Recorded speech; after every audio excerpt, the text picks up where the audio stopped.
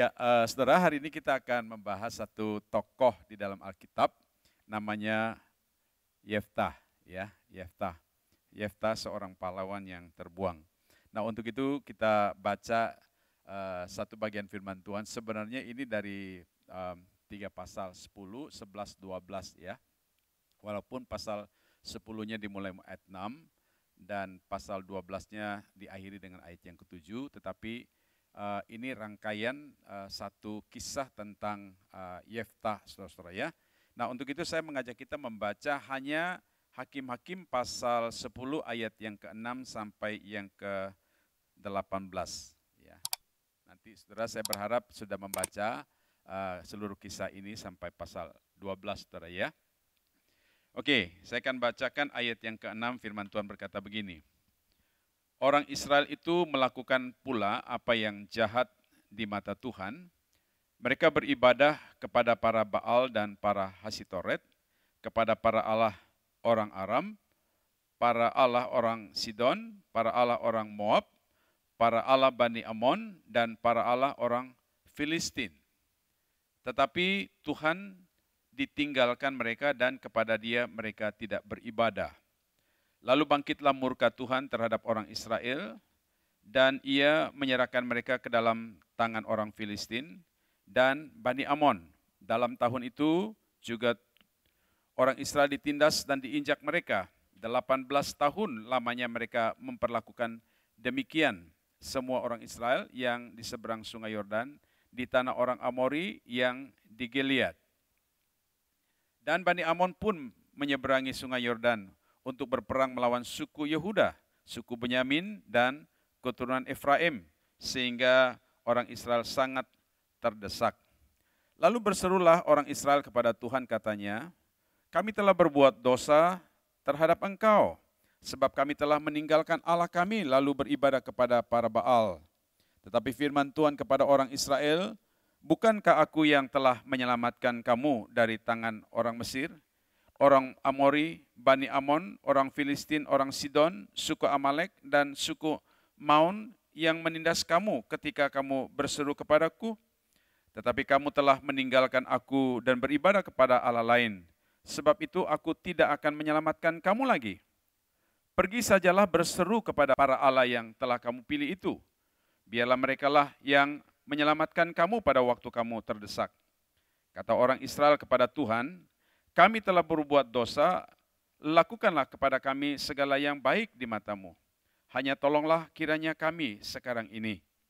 Dan mereka menjauhkan para Allah asing dari tengah-tengah mereka, lalu mereka beribadah kepada Tuhan, maka Tuhan tidak dapat lagi menahan hatinya melihat kesukaran mereka. Kemudian Bani Amon dikerahkan dan berkemah di Gilead, sedangkan orang Israel berkumpul dan berkemah di Mizpah.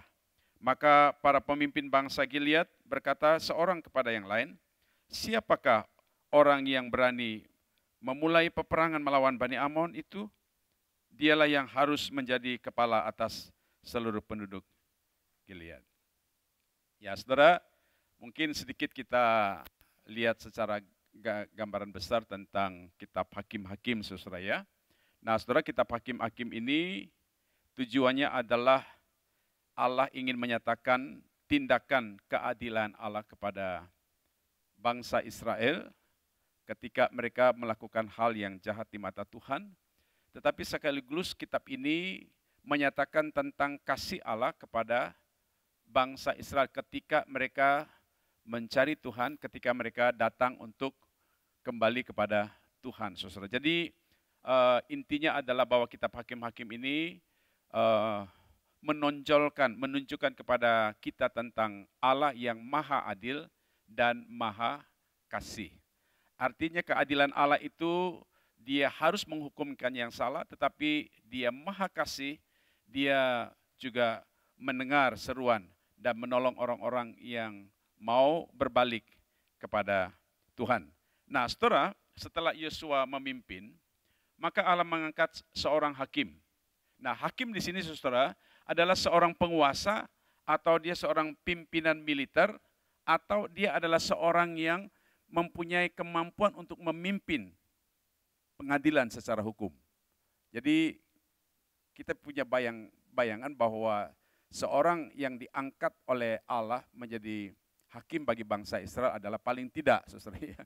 Dia adalah seorang pahlawan, dia adalah seorang yang gagah perkasa, pemimpin perang, tapi dia juga seorang yang punya kemampuan untuk mengadili secara hukum. Nah, saudara-saudara, di sini ada daftar hakim-hakim yang pernah diangkat oleh Tuhan. Kalau kita lihat seluruh kitab hakim-hakim, saudara, ada Otniel, ada Ehud, Samgar, Deborah, dan biasanya kita dengar Deborah dan Barak, lalu ada Gideon, Abimelek. Nah, saudara, Abimelek ini adalah seorang hakim yang akhirnya membuka celah bagi bangsa Israel kembali menyembah kepada para ilah-ilah lain ataupun kepada Baal dan Asitoret. Nah, saudara, kemudian ada Tola, Yair. Walaupun kedua hakim ini mereka waktunya sangat singkat dalam memimpin, tetapi mereka kembali membawa orang-orang itu kepada Tuhan. Tetapi bangsa Israel, saudara, tetap memiliki pendapat ataupun pendirian untuk bebas menyembah kepada ilah-ilah lain. Nah, kemudian saudara Yefta. Nah, kalau saudara hitung dari awal, Yefta ini adalah seorang hakim yang ke-10 yang memimpin bangsa Israel, saudara ya. Nanti saudara hitung ya. Yang ke-10, saudara ya. Nah, saudara-saudara, kita membahas tentang Yefta di dalam bagian ini. Tetapi persoalannya adalah apa yang terjadi kepada bangsa Israel sehingga muncullah seorang tokoh yang bernama Yefta sebagai seorang pemimpin perang atau sebagai seorang hakim yang memimpin bangsa Israel. Nah, saudara-saudara, di dalam ayat yang ke-6 pasal 10 itu, di situ jelas sekali dikatakan bahwa orang Israel itu melakukan pula apa yang jahat di mata Tuhan. Mereka beribadah kepada para Baal, para Hasitoret, kepada para ala-ala orang Aram, para ala orang Sidon, para ala orang Moab, para ala orang Amon, Bani Amon, dan para ala orang Filistin. Tetapi Tuhan ditinggalkan mereka dan kepada Dia mereka tidak beribadah. Saudara, kalau kita lihat sejarah perjalanan bangsa Israel, pada puncak di mana mereka mengalami kejayaan, saudara, di situ mulai terjadi kemerosotan. Baik itu kemerosotan dari hal-hal moral dan juga kemerosotan dalam hal agama. Ya, ketika mereka, saudara, pemimpin-pemimpin yang memimpin umat Tuhan, saudara, tidak terlalu mengindahkan Tuhan, saudara. Maka di sana kebebasan bagi umat Israel itu menyembah kepada ilah-ilah ataupun penyembah-penyembahan daripada orang-orang asing ataupun orang-orang yang didaftarkan di sini sebagai orang-orang kafir, saudara ya. Mereka yang disebut dengan orang Aram, orang Sidon, orang Moab, orang Amon, dan juga orang Filistin, saudara ya. Mereka meninggalkan Allah yang telah mereka kenal dari nenek moyang mereka, Abraham. Nah, saudara-saudara, kita perhatikan satu prinsip di sini bahwa satu siklus yang terjadi di dalam kehidupan bangsa Israel itu terjadi berulang-ulang. Ketika mereka meninggalkan Tuhan, maka Tuhan mengizinkan mereka untuk dikuasai oleh musuh. Tetapi ketika mereka datang kepada Tuhan, saudara, maka Tuhan berada di pihak mereka, berperang bagi mereka untuk memenangkan peperangan demi peperangan. Nah, saudara-saudara, satu prinsip iman di dalam kehidupan kita sebagai orang Kristen adalah juga bisa terjadi hal yang sama. Ketika kita menjadi orang Kristen yang mulai jauh dari Tuhan, meninggalkan Tuhan, saudara, maka kita menghadapi kesulitan demi kesulitan. Tapi ketika kita memilih untuk semakin mendekat kepada Tuhan, maka saudara, kita pun melihat bagaimana cara Tuhan menyatakan kuasanya yang ajaib untuk memimpin kehidupan kita, mengalami kemenangan demi kemenangan dalam hidup ini. Nah, ini suatu pola yang terjadi kepada bangsa Israel. Tentu kita tidak menginginkan, saudara, bahwa pola ini terjadi dalam kehidupan kita. Tapi saudara, bisa memungkinkan, ada potensi bagi kita sebagai manusia juga terjebak di dalam siklus ini. Pernah nggak saudara pada satu ketika mempertanyakan tentang kuasa Tuhan dalam hidup saudara? Pernah saudara mempertanyakan? Pada waktu saudara mungkin sedang bergumul, berdoa, minta sesuatu kepada Tuhan. Tapi saudara, pada waktu kau berkali-kali, orang katakan bertalu-talu sudah berseru kepada Tuhan, jawabannya nggak ada, saudara ya. Lalu saudara mungkin masalah demi masalah mungkin kau hadapi. Kesulitan demi kesulitan engkau mungkin hadapi saudara. Sampai engkau mulai mempertanyakan tentang apakah Tuhan tahu pergumulan saya? Apakah Tuhan tahu kesulitan saya? Nah saudara pada waktu itu mulai mempertanyakan Tuhan, disinilah kita berada di persimpangan. Untuk tetap mempercayakan Tuhan atau kita meninggalkan Tuhan. Ya, itu yang pertama. Yang kedua adalah, kemungkinannya adalah pada waktu kita saudara mungkin sudah mencapai puncak kejayaan kita, kehebatan kita, kita punya segala-galanya, saudara kita menikmati kesenangan hidup ini, kesenangan dunia ini saudara. Lalu kita mulai mengabaikan Tuhan. Ya. Kita cari Tuhan pada waktu kita apa saudara? Biasa kita lebih dekat sama Tuhan pada waktu apa? Hah? Lagi miskin saudara ya. Pada waktu kita lagi miskin, lagi susah, lagi sakit, ya, lagi banyak masalah. Kira-kira kita lebih dekat sama Tuhan atau jauh sama Tuhan? Hah? Lebih dekat sama Tuhan. Kalau kita punya segala-galanya, punya harta yang berlimpah-limpah, punya kemewahan, punya kejayaan, kira-kira kita lebih dekat sama Tuhan atau lebih jauh? Hah? Kenapa Sam? Banyak godaannya. Banyak godaannya. Maka ada orang bilang begini, mendingan dompetnya tipis daripada dompetnya tebal. Kalau dompetnya tebal banyak godaan katanya. Iya. Kalau tipis-tipis kayaknya lebih dekat sama Tuhan gitu ya. Ya, terus menerus datang sama Tuhan, terus menerus ingat Tuhan dalam hidup saudara ya. Nah, saudara kita tidak tahu apa yang terjadi kepada bangsa Israel, tetapi hal yang mempengaruhi mereka adalah pemimpin. Ya, pemimpin. Ketika pemimpin mengabaikan Tuhan, maka saudara rakyat akan tercerai-berai. Ketika pemimpin tidak lagi menghormati Tuhan, maka saudara masyarakat bebas untuk mencari kepercayaan dan keyakinannya masing-masing. Dan inilah yang terjadi kepada bangsa Israel, saudara. Nah, kemudian pada waktu mereka sedang berada di dalam tekanan, di situ dikatakan mereka diinjak-injak oleh musuh, mereka disiksa oleh musuh, saudara. Disitulah umat Tuhan sedang menjerit dan berteriak kepada Tuhan. Ya, mereka berseru kepada Tuhan, lalu mereka minta ampun kepada Tuhan. Tahu saudara pada waktu ayat yang kita baca tadi ya, itu sesuatu yang sangat memilukan hati ya. Kenapa? Karena ketika mereka datang kepada Tuhan, mereka katakan, Tuhan tolong kami, Tuhan ampuni kami, Tuhan selamatkan kami. Tapi Tuhan bilang begini apa? Aku tidak akan apa? Aku tidak akan menolong kamu lagi. Dia katakan pergilah, minta tolonglah kepada ilah-ilah yang kamu sembah. Seolah-olah saudara Tuhan menolak mereka. Kenapa Tuhan menolak mereka saudara? Karena mereka berkali-kali melakukan hal yang sama, yang meninggalkan Tuhan dan menyembah kepada ilah-ilah lain saudara. Nah pada waktu itu saudara mereka datang kepada Tuhan dan memohon belas kasihan Tuhan. Nah di sini kita lihat saudara tentang belas kasihan Tuhan yang mendengar jeritan hati umat Tuhan berseru mohon pertolongan Tuhan. Maka saudara ketika mereka mencari siapakah yang akan menolong kita menghadapi musuh kita. Karena kita baca pada ayat yang berapa tadi, 16, 17, 18 saudara. Bangsa Israel sedang menghadapi musuh, yaitu bangsa Amon. Yang waktu itu mereka merasa tidak mampu untuk menghadapi musuh saudara. Lalu kemudian mereka bertanya, siapa di antara kita yang bisa mengalahkan, berperang melawan orang-orang Amon ini saudara ya. Kalau dia adalah orang yang bisa maju berperang, maka dia akan kita angkat, kita daulat menjadi seorang pemimpin bagi hakim, bagi bangsa Israel. Nah saudara pada waktu mereka mencari siapakah orang itu, lalu mereka katakan ada seorang namanya Yeftah. Siapakah Yeftah itu saudara? Siapakah dia? Yeftah itu ya dalam bahasa Ibrani saudara, kata Yeftah itu dari kata Yiftah atau ya Yiftah atau Iftah, dalam bahasa Inggris Leftai. Ya, ataupun di dalam bahasa Latinnya Cepte. Ya. Nah saudara, artinya adalah Allah akan membukakan, ataupun Allah membukakan. Ya, membukakan. Membukakan apa saudara?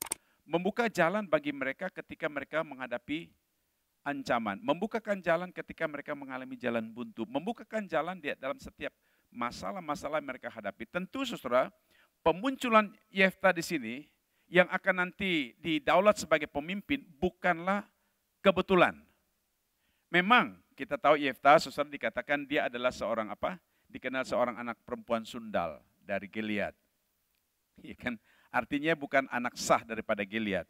Ya, kita tidak tahu apa kisah sebelumnya sehingga saudara lahirlah Yefta ini dari seorang perempuan sundal. Tahu saudara perempuan sundal kan ya? Tahu ya? Hah? Perempuan sundal itu apa? Kalau zaman sekarang perempuan apa? Pelacur ya. Artinya dia bukanlah perempuan yang baik-baik, yang moralnya bukan baik-baik, saudara ya. Nah, saudara, ketika saudara-saudaranya tahu tentang Yefta ini, maka mereka suruh dia pergi, usir dia dari keluarganya. Kemudian dia pergi, saudara, dia lari ya. Nah, saudara, pada waktu bangsa Israel ini, tua-tua mencari siapakah orang yang bisa memimpin untuk melawan musuh mereka yaitu bangsa Amon itu, saudara. Mereka katakan ada Yefta. Dia seorang pahlawan yang gagah perkasa. Wah, artinya dia adalah seorang yang terkenal, badannya gagah dan perkasa. Saudara, saya tidak bisa membayangkan gagahnya seperti apa. Tahu saudara, orang Yahudi badannya, ukurannya seperti apa? Kalau bagi orang Yahudi, saya ini pendek, kecil. Artinya kalau orang Yahudi itu tinggi besar, ya, apalagi zaman dulu. Nah, Yefta itu adalah orang yang gagah perkasa.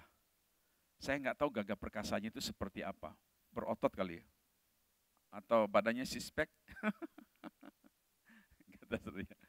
atau memang saudara dia mempunyai keahlian-keahlian khusus yang memang diketahui oleh rakyat pada umumnya pada waktu itu. Lalu tua-tua itu katakan, coba kita datang panggil dia. Lalu mereka datang panggil dia, saudara, ya sedikit paksa dia harus ikut perang, lalu mereka negosiasi.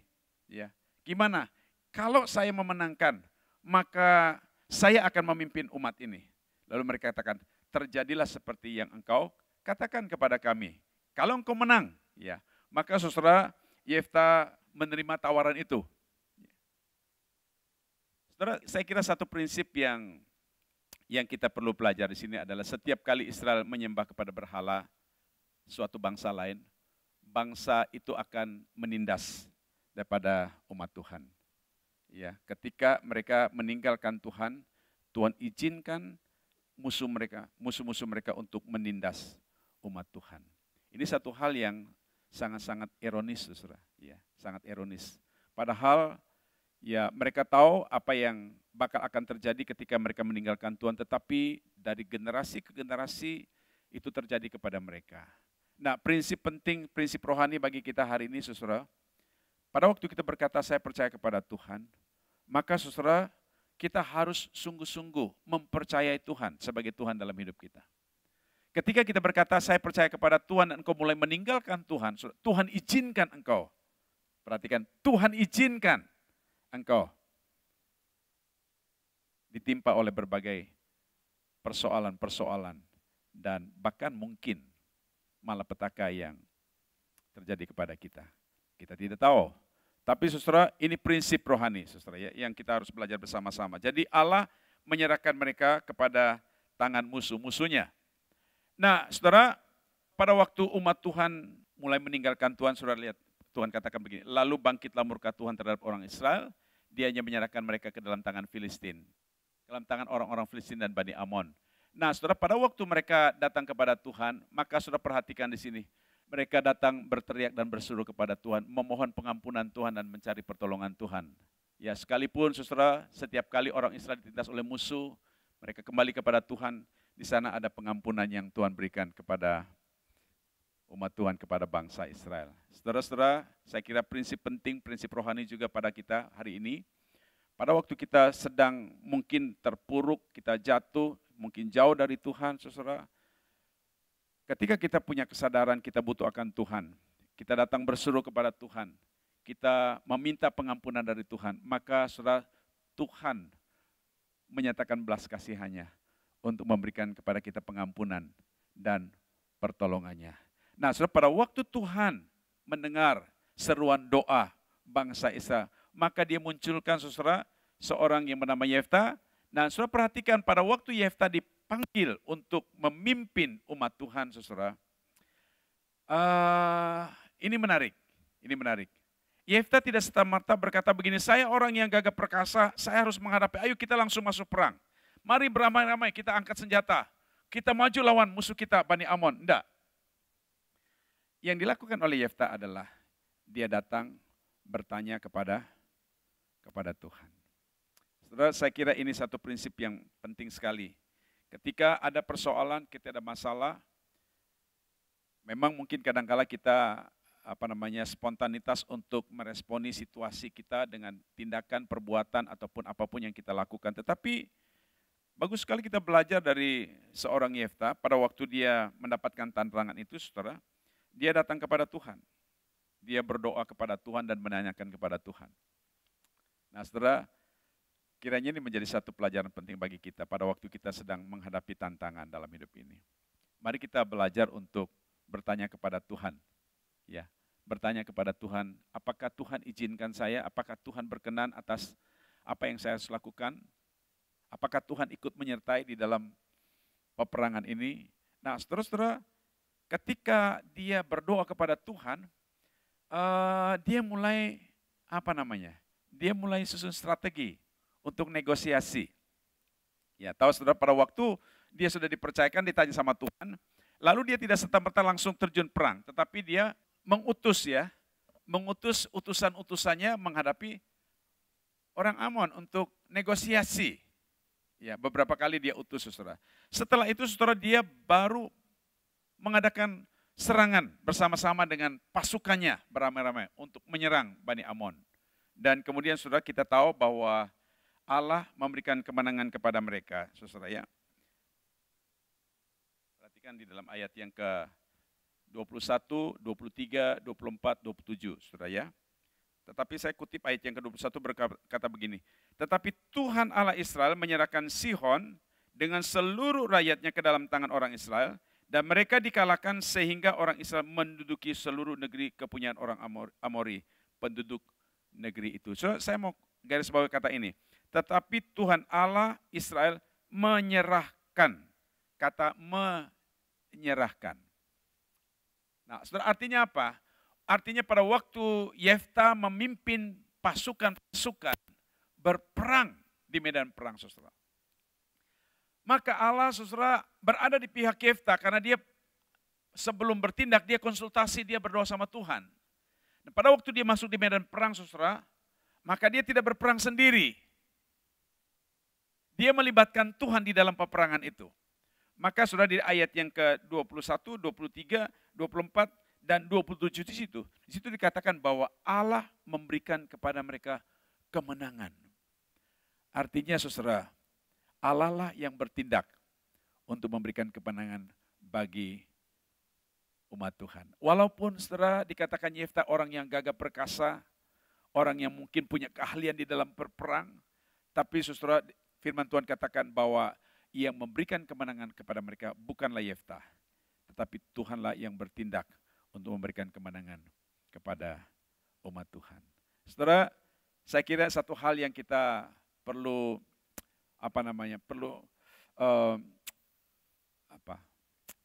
belajar bersama-sama, satu prinsip penting.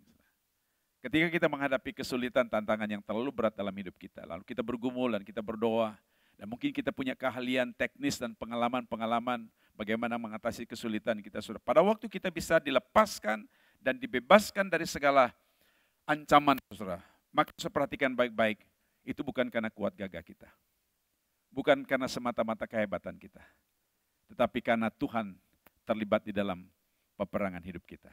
Dan dialah yang berperang untuk kita. Seringkali, saudara, di dalam hidup ini, kita sebagai orang percaya, kita katakan saya orang percaya, saya percaya Tuhan untuk mengatasi masalah saya, mengatasi pergumulan saya. Tapi pada waktu kita sedang bergumul dalam masalah kita, saudara, seringkali kita tidak pernah melibatkan Tuhan. Seringkali kita mengandalkan apa? Pengalaman-pengalaman kita, kehebatan kita, dan kemampuan kita, saudara. Padahal ketika kita datang berserah kepada Tuhan, saudara, kita izinkan Tuhan yang berperang bagi kita. Kalau Tuhan yang berperang bagi kita, saudara, Dia tidak mungkin kalah. Dia pasti membawa kemenangan bagi kita. Amin. Oleh sebab itu, saudara, biarlah kita belajar bersama-sama bagaimana kita memiliki sikap seperti Yefta ketika dia menghadapi tantangan musuh. Dia tidak mengandalkan kemampuan diri sendiri, tetapi dia mengandalkan Tuhan di dalam kehidupannya. Nah, saudara, setelah Yefta mengalami kemenangan, saudara, perhatikan ini. Dia bernasar kepada Tuhan. Dia bernasar kepada Tuhan. Dia katakan begini, aku akan mempersembahkan sebagai korban bakaran kepada Tuhan. Dia katakan begini, setelah dia menang dalam pertempuran, nanti kalau aku pulang ke Mispa, ke rumahku, maka apa yang, dia tidak katakan siapa, apa yang pertama kali keluar dari rumah itu, maka itulah akan aku persembahkan kepada Tuhan sebagai nasarku. Apa itu nasar? Apa? Janji ya. Sudah pernah nasar sama Tuhan? Tuhan, kalau aku berhasil, aku akan memberikan persepuluhan. Pernah, saudara? Pernah ya? Tuhan, kalau aku sukses, aku akan kasih segini deh sama Tuhan. Pernah janji begitu? Pernah? Pernah ya? Nah, itu namanya nasar. Nasar itu adalah janji kita bukan kepada manusia, tapi kepada Tuhan. Iya kan? Karena kita sudah memohon kepada Tuhan. Kita sudah minta sama Tuhan, lalu Tuhan mengabulkan doa kita, maka apa yang kita nasarkan ketika berdoa sama Tuhan, kita harus genapi, kita harus laksanakan.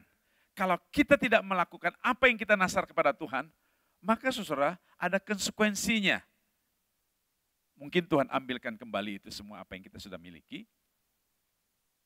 atau mungkin ada hal-hal yang lain terjadi di dalam hidup kita yang kita tidak tahu.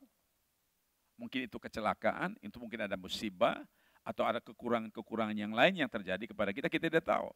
Nah, oleh sebab itu, saudara, ketika kita bernasar, mesti hati-hati kita kepada Tuhan. Artinya kita harus sungguh-sungguh, ya, sungguh-sungguh kepada Tuhan untuk berkata, Tuhan, aku akan memberikan ini kepada Engkau ketika aku mengalami pertolongan Tuhan. Dan saudara ingat, itu nasar. Nah, saudara, pada waktu Yefta bernasar kepada Tuhan untuk memberikan apa yang keluar pertama dari rumahku akan aku persembahkan sebagai korban bakaran. Nah, saudara tahu pada waktu sampai di rumah siapa yang keluar? Siapa yang keluar, saudara? Tiba-tiba dia datang, keluar anak perempuannya. Saya nggak tahu umurnya berapa tuh anaknya. Anak gadisnya. Ya. Mungkin dia senang lihat, dia dengar papanya pergi perang ya. Tapi papanya kembali, dengar suara papanya dari kejauhan. Dia bilang, mama, papa udah balik. Gitu ya. Nah, namanya anak sudah dia happy, papanya kembali, dia lari keluar. Pada waktu anaknya lari menyambut papanya, baru pulang dari perang. Tiba-tiba Yefta hancur hatinya. Kenapa? Karena yang keluar pertama dari rumah itu adalah anak gadisnya. Pasti anak gadis yang dia cintai, saudara ya. Nah, saudara, pada waktu dia datang, lalu Yefta katakan, kenapa kamu keluar yang pertama, nak? Ternyata anak ini ngerti. Nggak tahu sense apa, saudara ya. Mungkin ada percakapan lain yang tidak dicatat di dalam kitab. Mungkin berkata begini, aduh nak, kenapa kamu keluar? Papa udah janji mau persembahkan sebagai dasar papa sama Tuhan. Mungkin seperti itu, tapi tidak dikatakan begitu kan, saudara ya. Tapi anaknya bilang apa tuh? Anaknya bilang apa? Tetapi jawabnya kepada bapaknya, jika engkau telah membuka mulutmu bernasar kepada Tuhan, maka perbuatlah kepadaku sesuai dengan nasar yang kau ucapkan itu. Karena Tuhan telah mengadakan bagimu pembalasan terhadap musuhmu, yakni Bani Amun itu. Saudara, kata-kata seorang anak menyentuh hati seorang ayah yang telah bernasar mempersembahkan anaknya itu kepada Tuhan. Setelah pada waktu itu anak itu berkata sama papanya, "Pah, lakukan apa yang sudah papa nasarkan kepada Tuhan. Tapi papa, izinkan aku untuk menangisi kegadisanku bersama dengan teman-temanku." Lalu dia pergi, diizinkan 2 bulan untuk menangisi kegadisannya. Karena artinya bahwa dia tidak pernah ada sentuhan dengan laki-laki. Boleh dikatakan dia menjaga kesuciannya di hadapan Tuhan. Maka saudara, pada waktu itu papanya katakan, "Pergilah nak bersama dengan teman-teman." Kemudian pada waktu dia kembali saudara, maka firman Tuhan katakan begini, ayat yang ke-39. "Setelah lewat kedua bulan itu, kembalilah ia kepada ayahnya, dan ayahnya melakukan kepadanya apa yang telah dinasarkannya itu. Jadi gadis itu tidak pernah kenal laki-laki dan telah menjadi adat di Israel." Saudara, mengenai anak yang dinasarkan ini, maka ada banyak perbincangan para ahli teolog, apakah betul-betul Yeftah mempersembahkan anaknya sebagai korban bakaran. Nah, ini akan menjadi perbincangan yang cukup hangat, akan menjadi perbincangan yang mungkin pro dan kontra. Nah, saudara, tapi ada beberapa penafsir berkata begini. Apa yang dikatakan oleh Yeftah itu adalah sesungguhnya, kesungguhannya ataupun keseriusan hatinya untuk menghargai Tuhan yang sudah menolong dia. Tapi ketika dia mengatakan demikian, maka sebenarnya dia percaya bahwa Tuhan itu adalah Tuhan yang menyediakan. Tahu sudah peristiwa pada waktu Abraham mempersembahkan Ishak? Ya, tahu?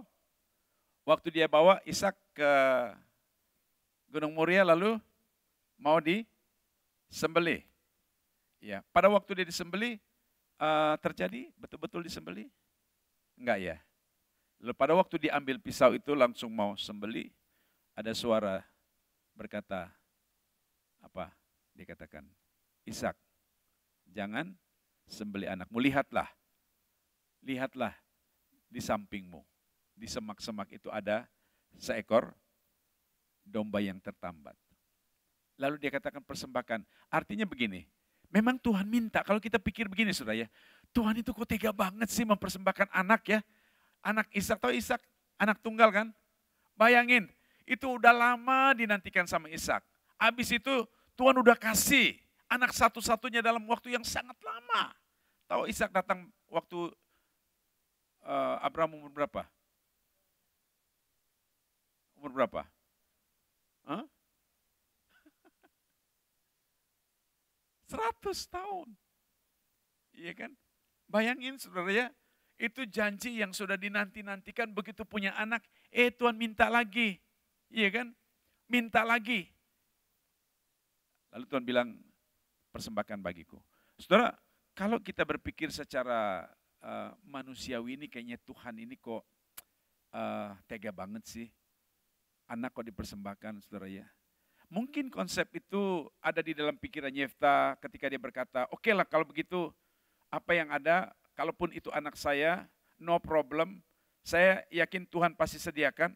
Mungkin seperti itu, mungkin begitu, kita nggak tahu. Atau mungkin ada yang berkata begini, penafsiran berkata begini, iya memang Tuhan minta untuk dipersembahkan kalau ya nasar ya. Nasar yang sudah diberikan itulah Tuhan minta untuk persembahkan, tapi semestinya bukan dikorbankan, dibakar. Tapi artinya dia dipersembahkan untuk Tuhan seumur hidupnya tanpa dia menikah atau tanpa punya laki-laki, atau dia tetap menjaga virginitasnya seumur hidupnya untuk melayani Tuhan. Ya, seperti kita lihat kalau di kalangan gereja Katolik, itu ada orang-orang yang selibat, yang tidak menikah, karena mereka mempersembahkan diri mereka seumur hidup mereka dengan keadaan seperti itu untuk hidup untuk Tuhan saja. Mungkin itu juga salah satu pandangan berkaitan dengan anak yang dipersembahkan karena nasar itu. Atau ada yang berkata begini, persembahan yang terbaik itu adalah yaitu mempersembahkan korban yang namanya nyawa. Ingat persembahan dua bersaudara itu siapa namanya? Nah, Kain dan Habel. Nah, persembahan mana yang diterima? Hah? Yang Habel apa Kain? Yang Habel itu apa? Persembahan apa? Hah? Persembahan apa? Hah? Habel sembah apa? Domba. Kain? Mana yang diterima? Nah, saudara, masalahnya gini. Ketika Tuhan berkenan atas korban Habel, bukan masalahnya itu sayur-sayuran dengan apa namanya? Ternak domba itu. Bukan masalahnya sayur-sayuran itu yang jelek-jelek ataupun yang baik-baik. Bukan hanya masalah itu. Tapi gambaran yang mau disampaikan di sini adalah gambaran tentang korban nyawa, darah tercurah. Itu lebih berharga. Nanti kita lihat bagaimana Yesus Kristus nanti mengorbankan dirinya, mengucurkan darahnya bagi korban tebusan bagi umat manusia. Nah, tetapi saudara, masalahnya adalah apakah korban yang diberikan oleh Yefta tentang anaknya ini adalah sesuatu yang berkenan kepada Tuhan, yang diterima oleh Tuhan. Nah, menariknya adalah catatan yang kita lihat di sini adalah tidak dikatakan bahwa Yefta mengorbankan anaknya dengan korban bakaran. Tidak. Hanya dikatakan Yefta mempersembahkan korban seperti yang dikatakannya. Nah, ini sesuatu yang yang misteri bagi kita. Oke, begini, apapun tafsiran orang tentang hal itu, saudara. Tapi intinya adalah ketika Yefta menerima pertolongan Tuhan, maka dia ingat akan kebaikan Tuhan dalam hidupnya. Saudara, saya kira pelajaran rohani yang penting bagi kita hari ini adalah setiap kali orang-orang percaya mengandalkan Tuhan dan melibatkan Tuhan dalam kesulitan, di sana ada pertolongan Tuhan tepat pada waktunya. Ya, saudara, kita belajar bagaimana Allah Maha Adil. Ya, mereka yang meninggalkan Tuhan, maka Dia menuangkan murkanya, amarahnya. Tetapi ketika kita berbalik kepada Tuhan, maka Tuhan memberikan pertolongan kepada kita pada waktunya. Ketika Tuhan menyatakan pertolongannya kepada kita, saudara, maka saudara, saya kira respons yang pantas, yang layak dari kita ketika kita mengalami kebaikan Tuhan, kita bersyukur kepada Tuhan, berterima kasih kepada Tuhan. Kita mempersembahkan korban syukur kita kepada Tuhan, ya, mempersembahkan korban puji-pujian bagi Tuhan untuk segala kebaikan Tuhan dalam kehidupan kita. Nah, saudara, saya kira ada 3 hal yang kita belajar dari seorang Yefta. Yang pertama adalah Yefta seorang yang dibuang oleh saudaranya, tapi dia diterima oleh Tuhan. Di sini kita melihat Allah kita adalah Allah yang Maha Kasih. Tuhan ketika Dia menyatakan cinta kasih-Nya kepada kita, Dia tidak melihat latar belakang kita, orang terkenal atau tidak terkenal. Orang yang dipandang baik oleh masyarakat atau tidak dipandang baik oleh masyarakat. Orang yang kaya ataupun orang yang miskin. Allah ingin memakai seseorang bukan berdasarkan latar belakangnya. Siapa dia? Anak siapa dia? Tidak. Berdasarkan anugerah Tuhan. Siapapun saudara, apapun keadaan saudara, engkau tidak dihormati oleh dunia ini, engkau tidak terpandang oleh dunia ini, tapi kalau Tuhan mau memanggil engkau, maka Tuhan sangat menghargai siapapun engkau, saudara. Dan Tuhan mau pakai saudara sesuai dengan kasih karunia-Nya untuk menyatakan kehendak-Nya dan rencananya di dalam hidup ini. Jadi kalau saudara ya mungkin tidak dihormati, tidak dihargai oleh orang. Jangan kecil hati, jangan sakit hati. Jangan kecewa. Jangan mengasihani diri sendiri. Kenapa saudara? Karena Allah menghargai engkau bukan karena dari mana asalmu. Tapi Allah menghargai engkau. Siapa dirimu? Engkau yang diciptakan surut rupa dan gambar Allah. Saudara, Yefta dilahirkan oleh seorang perempuan sundal. Kalau Tuhan mau pakai orang, mungkin cari orang yang lebih baik daripada dia.